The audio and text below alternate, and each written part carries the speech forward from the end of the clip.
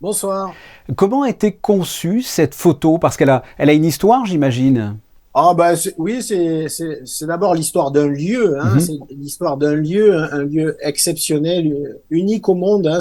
On a souvent tendance à utiliser ces qualificatifs avec légèreté, mais c'est vraiment un lieu unique au monde, sans doute le dernier des plus grands rassemblements de mérous camouflage du Pacifique. Il y mhm, a, à la connaissance d'aujourd'hui, il n'y a pas d'équivalent ailleurs, même en Polynésie. mhm, Donc voilà, c'est quand même 20 000 mérous qui viennent se rassembler là chaque année, une fois par an. Et puis il y a cette ponte collective qui, elle, dure que 30 minutes.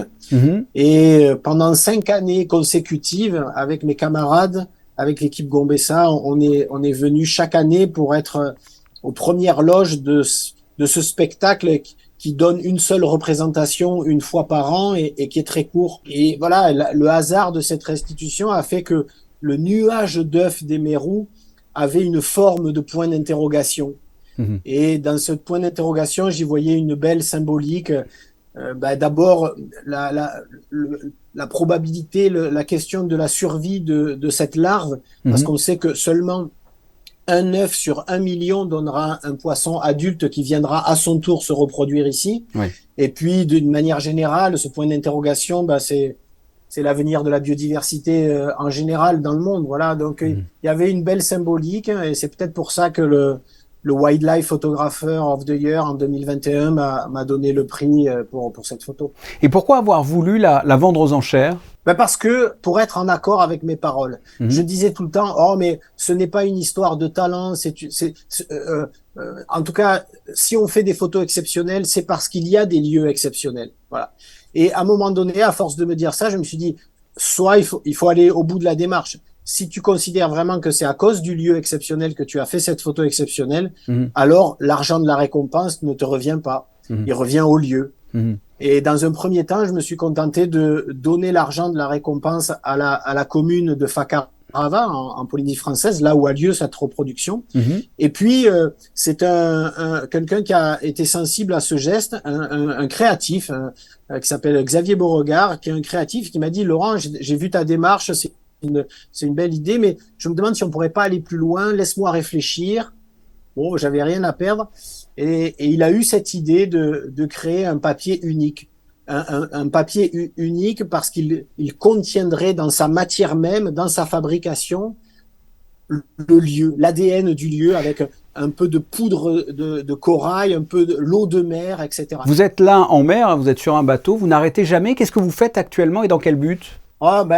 Là, nous entamons la 4e année de recherche sur un site extraordinaire. Nous sommes au large du Cap Corse, dans Mhm, les eaux du parc naturel marin du Cap Corse et de la Grillate.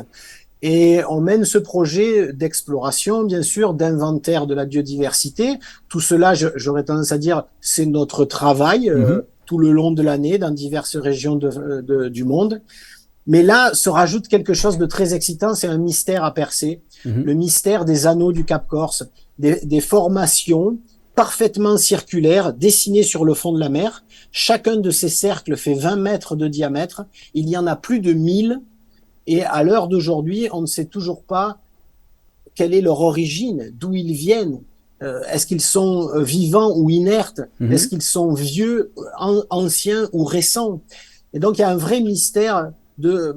J'ai l'impression que c'est comme s'il y avait une écriture au fond de la mer qu'il nous fallait déchiffrer.